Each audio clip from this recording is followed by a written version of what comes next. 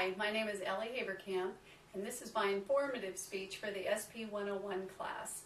My topic today is what is occupational therapy. And when I started looking up a definition for what occupational therapy is, I knew it was going to be difficult because it encompasses a wide array of ideas and activities. And my first reference was the Quick Reference Dictionary here by Jacobs and Jacobs. And the definition in here for occupational therapy was 18 lines. So it was a little long. The word occupation in here is 21 lines. So it involves a lot of things. It's hard to just say it in just a few words. But I tried to condense it and tried to hit on the stuff that I believe occupational therapy is. And I'll try to read it to you and then I'll break it down. But occupational therapy is the therapeutic use of everyday activities or occupations for the purpose of addressing a person's ability and or deficit in the performance of physical and psychosocial skills, cognitive skills, gross motor skills, fine motor skills, sensory skills, just to name a few, with the end goal of ensuring that the individual is living life to his or her fullest potential. Now, I know that's still kind of a mouthful there, but I'll try to break it down a little bit. And we need to start with what is occupation. And I referred to my Willard and Spackman's Occupational Therapy, the 11th edition. It's a big book, a lot of information in here, but they list occupations in there. First of all, we think of the traditional occupations, such as being a doctor, a lawyer, a farmer, a teacher, and whatnot. But there's these little things that we do throughout the day, the real life everyday occupations of getting out of bed, dressing ourselves, brushing our teeth, taking care of the trash, taking care of the children, taking care of our pets. And these things are all what we call activities of daily living, or the instrumental activities of daily living. Either taking care of ourselves or taking care of others. But it's all these little things that we do, or these skills that we need to achieve these little occupations throughout the day, are what occupational therapists can help with, or occupational therapy can help with. Cognitive skills would involve the motor planning process, the thinking, our memory. An example of this would be brushing our teeth. We don't think about it, we just automatically know that to brush our teeth we need to grab a tube of toothpaste, we need a toothbrush, we need to open the cap, apply the toothpaste to the toothbrush, and so on. All these minute little details that go into doing this one skill. It's all this motor planning that goes into doing this one skill. That's part of our cognitive thinking, or our cognitive skills. Gross motor skills would be involving the larger muscle groups. An example of this would be throwing a baseball.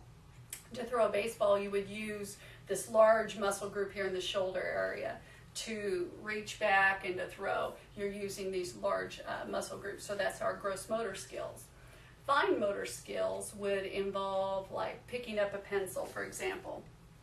Picking up a pencil and then to actually write, you're using these little intricate muscles here. That would be our fine motor skills. And then we have sensory skills, or sensory integration. Sensory skills would be involving the central nervous system and what our body does to react to that. Like, say for instance, we walk past an oven door and the door is down and the heat is on. We sense that heat, and that tells something in our central nervous system, tells our body to proceed with caution or to back away so we don't injure ourselves, and so we stay safe, we don't get burnt. But that's part of our sensory skills, or sensory thought process.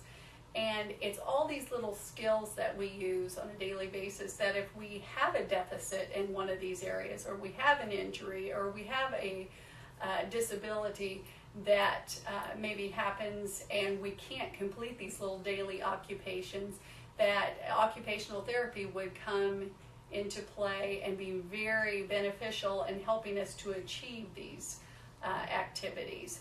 perhaps they may involve learning a new way of doing these activities, but that's where occupational therapy can come in.